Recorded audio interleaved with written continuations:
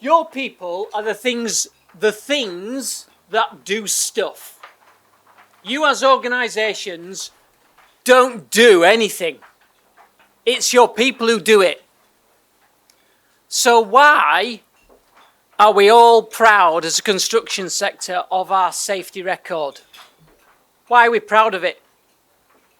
We're proud of it because we can make quotes like, only 39 people died between March 2020 and April 2021 on construction sites. 39 people died on your sites across the UK in a year. Do you know how many people died from cancer in the same period from illness caused by working on your sites? Any guesses? How many people died from cancer by working for you in construction? Keep going.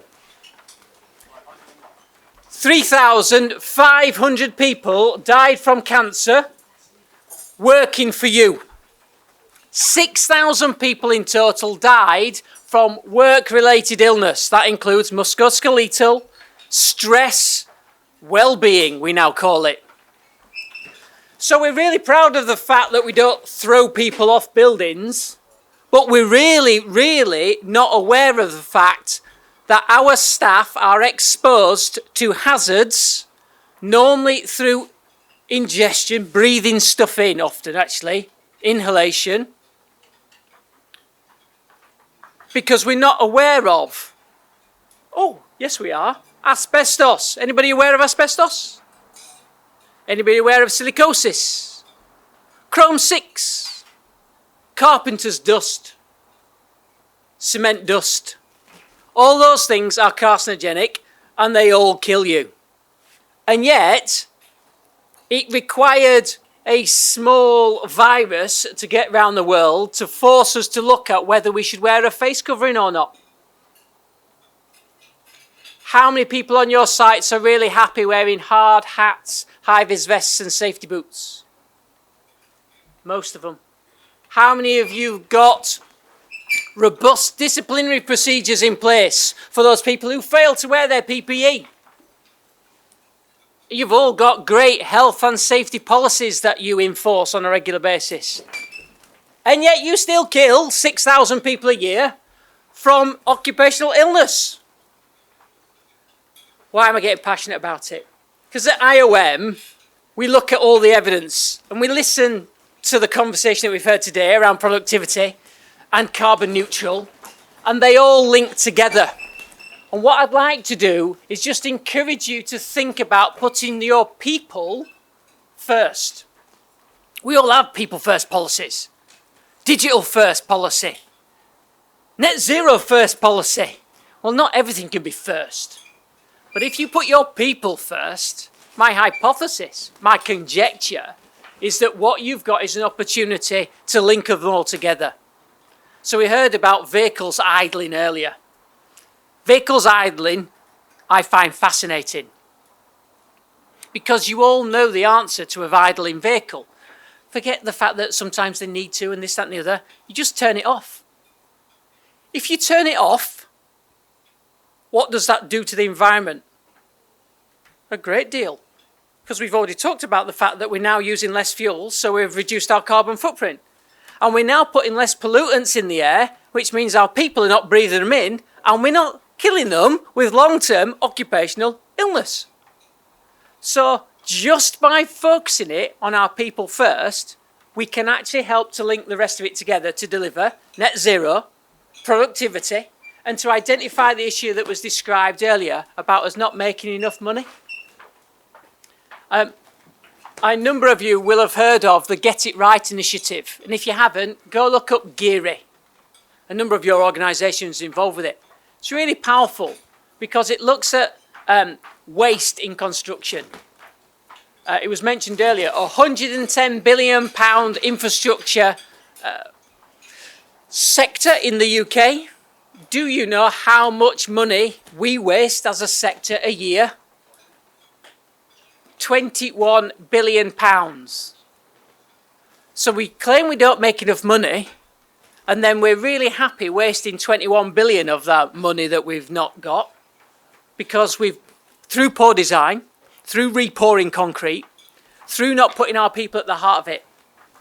I love looking at the Nifty kit, and I'm very grateful for Nifty for hosting us today. But look at that kit. It's brilliant. It's still putting people in harm's way.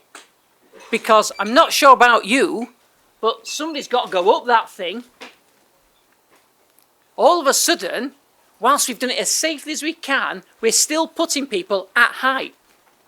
What if, and maybe this is a challenge to Nifty, please do, create a universal mount that puts the piece of kit that is up there rather than the person holding the piece of kit. If you put people at the centre of it, it will force us to innovate.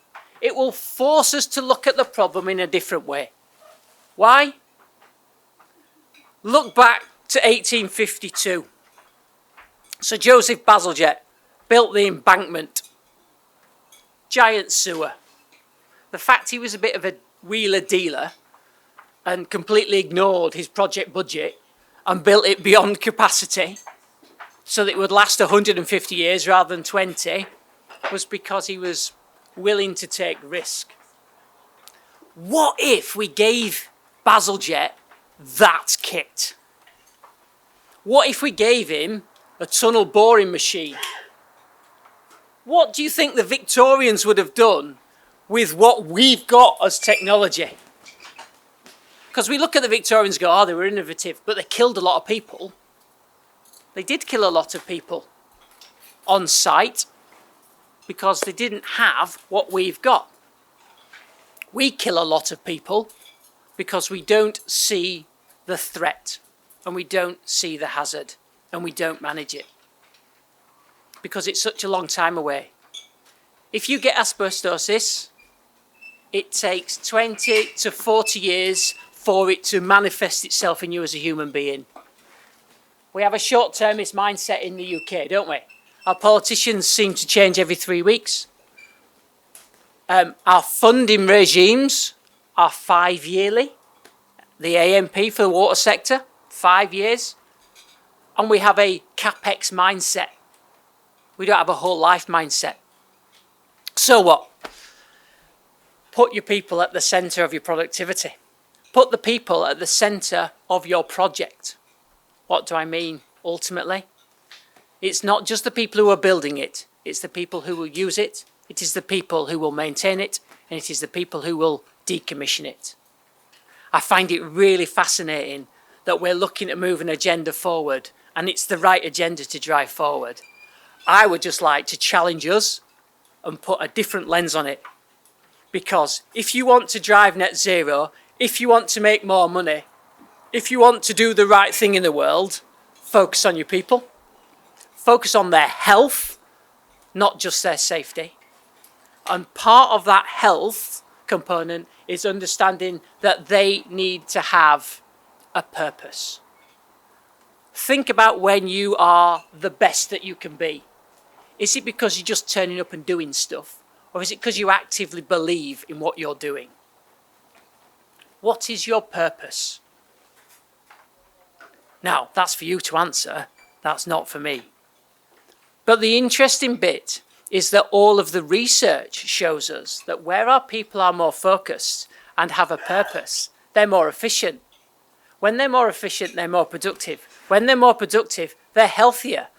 They're healthier both mentally and physically. Did you know that in construction, 50% of your workforce, before the current financial situation we're in, 50% of your workforce is worried about money and they haven't got enough. That 50% is proven to be half as productive as those who don't have money worries. Half. So hang on. Now, well-being isn't just at work. We all appreciate that there's a whole raft of stuff like school runs and the pressures of life that impact your performance at work. And I am not advocating for one moment that you become social services. But I am advocating that you need to think about your people, because it's your people who get stuff done. Why is that a challenge?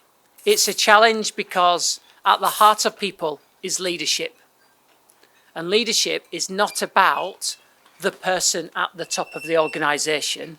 Leadership is about you doing the right thing at the right time.